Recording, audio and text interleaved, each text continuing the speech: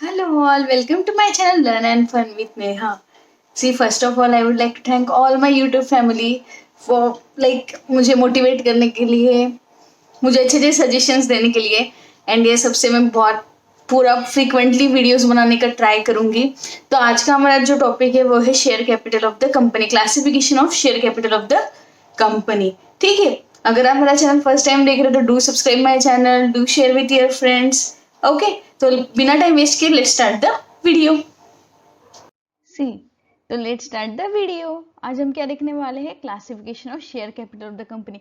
सी, जब भी कैपिटल ये वर्ड का रेफरेंस आ रहा है तो हम लोग जनरली क्या सोचते हैं? कंट्रीब्यूशन या मनी इन्वॉल्व, कि इन टर्म्स ऑफ मनी ही हम कैपिटल को देखते हैं। बट जब भी कंपनी की बात आएगी, हम कैपिटल का जब भी रेफरेंस लेंगे with regard to the company, it is always a share capital. So आपको ये हमेशा ध्यान रखना है। ओके, ठीक है। तो आइए देखते हैं कि क्लासिफिकेशन ऑफ शेयर कैपिटल क्या है as per the companies act company के लिए। ठीक है, सी, ये अभी मैंने आपको बताया in relation to the company, the company limited by share, the word capital means the share capital. जब भी हम बात करेंगे कैपिटल की with reference to the company, it is always share capital.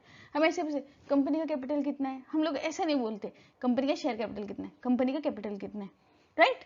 अब वो ऑथराइज कैपिटल है, पेड अप कैपिटल है, हम लोग डायरेक्टली कैपिटल ये वर्ड कंपनी की शेयर कैपिटल के लिए ही यूज करते हैं। ठीक है, कैपिटल बेसिकली क्या है कि number of shares divided into fixed amount. ठीक है, सपोज अभी जैसे हम लोगों ने देखा था, हम लोगों ने कैपिटल का रेफरेंस कहाँ पर लिया था जब हम लोगों ने कंपनी लॉ की स्टार्टिंग की थी? दैट इज व्हेन, कि जब हम लोगों ने कैरेक्टरिस्टिक्स ऑफ द कंपनी देखे थे, जिसके अंदर हम लोगों ने एक टर्म देखा था कि कंपनी का फीचर क्या है? Limited liability. उसमें हम लोगों ने क्या देखा था? If the company is limited by shares, तो मेंबर्स का लाइबिलिटी कितना है? Up to the unpaid amount of the shares. जितना शेयर का नॉमिनल वैल्यू है उतना ही शेयर होल्डर का क्या है कंपनी के अंदर? लाइबिलिटी है। तो हमको शेयर कैपिटल का रेफरेंस हम लोगों ने सबसे पहले वहां पर देखा था। हम लोग को ये भी बताया जनरली सारी कंपनीज लिमिटेड बाय शेयर्स होती है।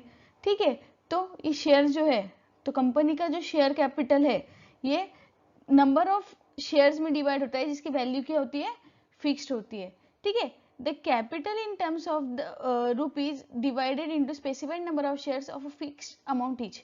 For example, share capital of the company is rupees 1 lakh, which can be divided into 10,000 shares, like number of shares. आपको भी वैल्यू फिक्स करने की, 10 रुपए का भी हो सकता है, 1000 रुपए का भी हो सकता है, 100 रुपए का भी हो सकता है। तो जो वैल्यू रहेगी उस अकॉर्डिंगली उसका नंबर ऑफ शेयर्स कितने रहेंगे वो डिसाइड होंगे। सपोज अगर 10 वैल्यू का शेयर है, नॉमिनल वैल्यू कितनी है शेयर की? 10 है, तो शेयर नंबर ऑफ शेयर्स कितने रहेंगे? 10,000। अगर वही हमारी वैल्यू 100 है तो हमारे शेयर्स कितने रहेंगे? कितने रहेंगे? 1000, राइट?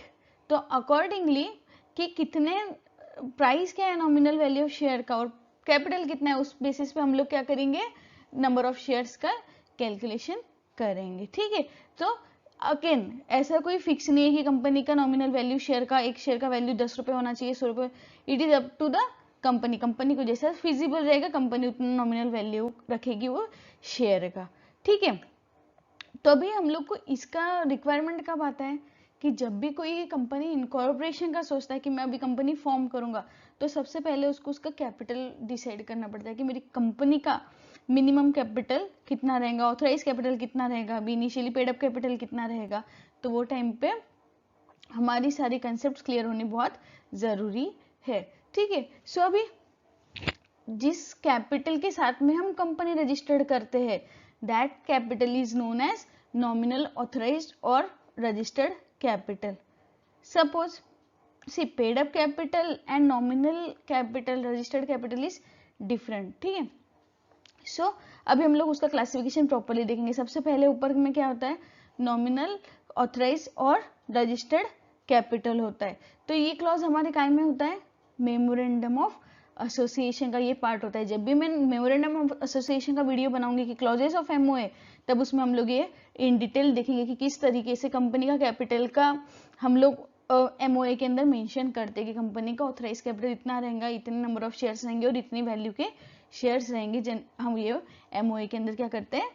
प्रिस्क्राइब करते हैं। ठीक है, सो कंपनी का जो ऑथराइज कैपिटल है इसका एंट्री कहाँ पर होता है, कंपनी के एमओए का, और एमओए हमारा डॉक्यूमेंट कब लगता है, primary document at the time of incorporation. तो बेसिकली जब भी आपको कंपनी इनकॉर्पोरेट करनी है तो that time you have to fix the value of nominal authorised और रजिस्टर्ड कैपिटल, कितने कैपिटल के साथ आप कंपनी रजिस्टर्ड कर रहे हो। ठीक है, तो आइए देखते हैं classification of share capital one by one. ठीक है, चलो सबसे पहले क्या है हमारा nominal authorized or registered capital. See, such capital as is authorized by the memorandum of the company to be the maximum amount of share capital of the company. For example, मैंने ABC private limited company form की, उसके अंदर मेरा मैंने क्या बोला कि मेरा जो ऑथराइज कैपिटल है, ऑथराइज कैपिटल कितना रहेगा मेरा 1 लाख रुपीज रहेगा। ठीक है, मतलब 1 lakh rupees is the maximum amount up to which company can issue the shares. इतने अमाउंट के कंपनी क्या कर सकती है, नंबर ऑफ शेयर्स इशू कर सकती है इतने अमाउंट के। सपोज उसकी वैल्यू मैंने 10 रुपीज रखी है, तो मेरे नंबर ऑफ शेयर्स कितने होंगे 10,000, तो तब जाके उसकी वैल्यू कितनी हो जाएगी 1 लाख हो जाएगी।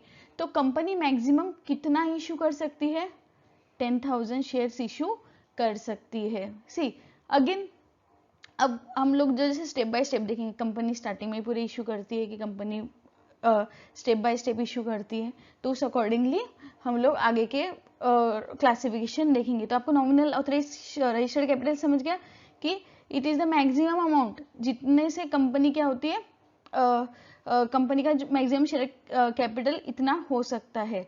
अब सपोज फॉर एग्जांपल, अब मैंने कंपनी इनकॉर्पोरेट की थी तब मेरा 1 लाख रुपीज था, जैसे अभी मैंने बताया, लेकिन अब कंपनी ने 1 लाख के पूरे क्या कर दिए, शेयर्स इशू कर दिए कंपनी ने। अब कंपनी को और सब्सिक्वेंट इशू ले करना है, तो फिर अभी आप बोलोगे कि एमओए में तो मेरी लिमिट फ्रीज हो गई 1 लाख की, तो क्या मैं अब कंपनी और शेयर्स इशू कर सकती है, यस कंपनी कैन इशू। क्या करना पड़ेगा, अगेन कंपनी एक्ट में अगर कंपनी मेमोरेंडम में जो कुछ भी चेंजेस करने कंपनी एक्ट में, तो आपको अगेन प्रोसीजर फॉलो करने पड़ेंगे। By following the procedure one can alter the memorandum of association, और वो कैपिटल क्लॉज अल्टर करके उसकी क्या करेगा, ऑथराइज कैपिटल की वहां पर लिमिट बढ़ाएगा, जो कि हम सब्सिक्वेंट वीडियोस में देखेंगे कि किस तरीके से कंपनी का ऑथराइज कैपिटल की हम लोग लिमिट बढ़ा सकते हैं। तो ये such capital is authorise by the MOA.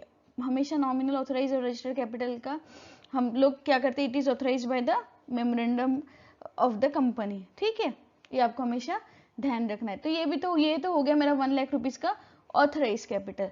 Now next classification is issued capital. अब आपको समझ में आ रहा है, इश्यूड कैपिटल, इश्यू करना मतलब पब्लिक को अवेलेबल करना कि भाई अभी मेरे कंपनी का ऑथराइज कैपिटल कितना है 1 लाख है, लेकिन अब इसमें से मेरे को 1 लाख की करंटली रिक्वायरमेंट नहीं है, तो राइट नाउ मैं पब्लिक के लिए कितना अवेलेबल कर रहा हूँ 50,000 रुपए, मतलब 5,000 शेयर्स क्या कर सकती है, पब्लिक के पास में अवेलेबल है। कंपनी क्या कर रही है 50,000 शेयर्स इशू कर रही है for subscription.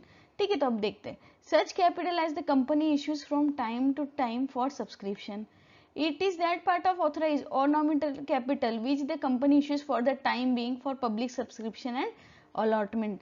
This is computed at the face or nominal value. Again, जैसे मैंने अभी आपको बताया, तो जितना कंपनी का नॉमिनल कैपिटल है उसमें से पब्लिक के लिए या सब्सक्रिप्शन के लिए कंपनी जो अवेलेबल करती है उसको हम लोग क्या बोलते हैं, इश्यूड कैपिटल। अब आपको लगेगा कि 50,000 अगर हमारा इश्यूड कैपिटल है, तो जो रिमेनिंग 50,000 है वो कौन सा कैपिटल रहेगा, फिर that is also part of capital, that is unissued capital, की जो कंपनी ने अभी तक के इश्यू नहीं किया है, बट आगे कभी भी कंपनी वो कैपिटल क्या कर सकती है, इश्यू कर सकती है। तो authorise capital is further divided into 2, that is issued capital, unissued capital. Issued capital is available to the public for subscription, और अनइश्यूड जो है वो कंपनी के पास में रहता है, जब भी कंपनी को फंड्स की रिक्वायरमेंट होती है वो टाइम पर क्या करती है कंपनी, कैपिटल इश्यू करती है। तो अब मुझे बताइए, can the issued capital be more than authorise capital? Issued capital कभी ऑथराइज कैपिटल से हो सकता है कि अब ज्यादा नहीं हो सकता, क्योंकि authorise nominal capital is the maximum limit up to which company can issue the shares. तो जितना कंपनी का ऑथराइज कैपिटल है उतना ही कंपनी क्या कर सकती है, इश्यू कर सकती है। उससे ज्यादा करने के लिए एमओए को आपको क्या करना है, अल्टर करना है। ठीक है, अब कंपनी ने इश्यू तो कर दिया, अब फॉर एग्जाम्पल अब वो सब्सक्राइब कितना हो, लोगों ने उसमें से कितना लिया, जैसे मैंने आपको बताया 50,000 का क्या किया था, कंपनी ने इश्यू लाया था। अब नाउ अब जो उसमें का अब उसके आगे की स्टेज क्या होती है, subscribe capital. Such part of capital which is for time being subscribed by the members of the company. It is that portion of the issued capital at face value which has been subscribed for or taken up by the subscribers of the shares in the company. It is clear that the entire issued capital may or may not be subscribed. See, company ने क्या किया, 50,000 का issue लाया, ठीक है. अब उसमें से 25,000 लोगों ने क्या कर लिया, सब्सक्राइब कर लिया कि 25,000 के लिए एप्लीकेशन आ गई कि we want the shares of the company. अब वो 25,000 के लिए नहीं आए, तो जो 25,000 के लिए एप्लीकेशन कंपनी के पास में आए हैं, तो मतलब 2,500 शेयर्स के लिए 10 रुपए का वैल्यू था, तो 25,000 शेयर्स के लिए उनके पास में क्या आए हैं, एप्लीकेशन आया है. तो फिर जितना पब्लिक ने सब्सक्राइब किया है हम उसको क्या बोलेंगे, सब्सक्राइब्ड कैपिटल. अब आप सोचोगे कि अब ये 25 कंपनी ने पब्लिक ने सब्सक्राइब कर लिया, मेंबर्स ने सब्सक्राइब कर लिया, अब ये बचा हुआ 25,000 का क्या, so that is unsubscribe capital. Issued capital का जितना पोर्शन पब्लिक सब्सक्राइब कर लेती है या मेंबर सब्सक्राइब कर लेते, that is known as subscribe capital. और जो पेंडिंग रह जाता है हम उसको क्या बोलते हैं, अनसब्सक्राइब्ड कैपिटल. ठीक है. सो सबसे ऊपर क्या होता है, नॉमिनल ऑथराइज कैपिटल, उसका फिर further divide, issued capital, unissued. ठीक है, अनइश्यूड एक साइड में रख देते हैं. फिर इश्यूड कैपिटल का फर्दर कि भाई हमने कंपनी ने इतना तो इश्यू कर दिया, लेकिन पूरा पूरा सब्सक्राइब हुआ है क्या, नहीं. अगर पूरा सब्सक्राइब हो गया है तो उस केस में क्या रहेगा, subscribe capital will be equal to the issued capital. और अगर बच गया, कुछ पोर्शन सब्सक्राइब नहीं किया पब्लिक ने, मेंबर्स ने, तो that will be called as unsubscribed capital. ठीक है. अब ये जो सब्सक्राइब कैपिटल लोगों ने सब्सक्राइब कर लिया, अब उसके आगे क्या, उसके आगे होता है कॉल्ड अप कैपिटल. अब मैंने आपको जैसे बताया कि 25,000 का हम लोगों ने क्या किया था, 25,000 क्या हो गया हमारा, सब्सक्राइब हो गया. ठीक है. अब कॉल्ड अप कैपिटल क्या होता है कि 25,000 का तो फिक्स हो गया कि कंपनी को इतना अमाउंट आएगा फ्रॉम द शेयर होल्डर्स, क्योंकि उन्होंने they have subscribe to the 2,500 shares. लेकिन अब कंपनी की जो नॉमिनल वैल्यू थी अपनी कितनी थी, 10 रुपए की थी. बट अभी कंपनी ने क्या सोचा कि अभी तो मेरे को इतनी रिक्वायरमेंट तो है नहीं, तो मैं क्या करता हूँ, अभी जब एप्लीकेशन आते तब मैं सबसे क्या करता हूँ, 3 रुपीज़ कॉल करता हूँ. फिर बाद में अलॉटमेंट के टाइम पे 2 रुपीज़ कॉल कर लूंगा. फिर फर्स्ट कॉल के टाइम पे मैं और 2 रुपीज़ कॉल कर लूंगा. फिर फाइनल पेमेंट 3 रुपीज़ का कर लूंगा. तो ऐसे मेरे 10 रुपीज़ का वैल्यू हो जाएगा, नॉमिनल वैल्यू.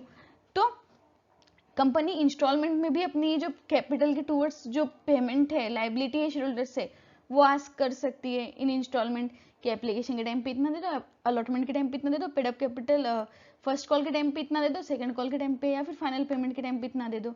सो जितना जो सब्सक्राइब कैपिटल होता है उसमें का अमाउंट जितना कंपनी कॉल करती है, that capital is known as called up capital.